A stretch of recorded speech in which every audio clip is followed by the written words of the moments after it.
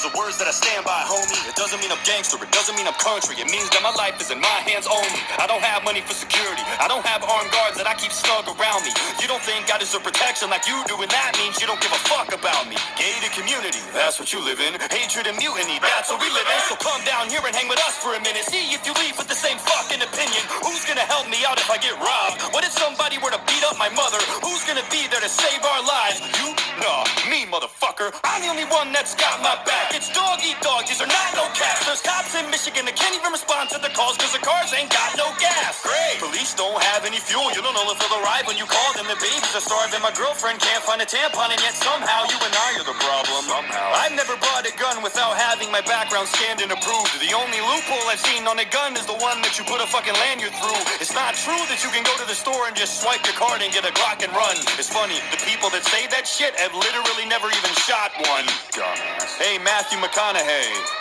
Shut the fuck up. Just cause you murdered people on screen doesn't mean you know shit about guns, you dumb fuck. What, you're worried about us? What about all of those violent movies that you played? How about you go talk to Alec Baldwin before you start telling me what to do, okay? Uvalde? I was horrified by it. That's your hometown, you were born right by it. It probably cuts deep and I hope that it does, cause you work in an industry that glorifies violence. It's more your fault than it will ever be mine. The Lord only knows how many crimes that you've influenced throughout your whole career, cause I've seen you kill people plenty of times. What do you think is gonna cause a shooting? A YouTube video of a gun review? Or a Hollywood murder scene that seems so realistic it looks like it's from the news? So next time that you want to point your finger with a stupid opinion and chime in with it, remember, it ain't me that they're trying to be like, dog. It's you that they're trying to mimic.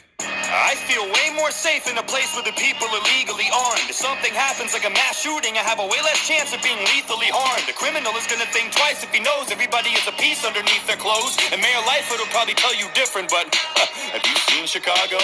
And no, before you ask, I don't want to be like Canada either, and I don't want to be like Australia. I'm sick of everybody using them as a humanity meter. There's a reason that they can do whatever they want to their citizens, like fucking throw them in camp. And there's a reason that our government doesn't even try that shit, because they know that they can't. If you don't think for one split second that if we didn't have our Second Amendment, the government wouldn't overstep its boundaries and make us do shit even when we're against it, you're out of your mind. I don't give a damn where you stand or how or what you vote. That's dandy and fine if you trust Uncle Sam, but I, for one, fucking don't. And why would I? What have they done? Give me a reason for me to believe them. They want to trade me a little security in exchange for a big-ass piece of my freedom. They don't want to take away guns because they care about you and they want to keep you safe at night. They want to take away guns because it's easy to control people if they don't have any way to fight. Hey, buddy, what your little AR-15 gonna do when the government comes to take it? Well, Ukraine started handing out rifles to all of the citizens when the Russians invaded, so what about that? I thought it wouldn't help. I guarantee that it'd be better than nothing. I hope it never does, but if the day comes, I bet that you're gonna wish that you had something.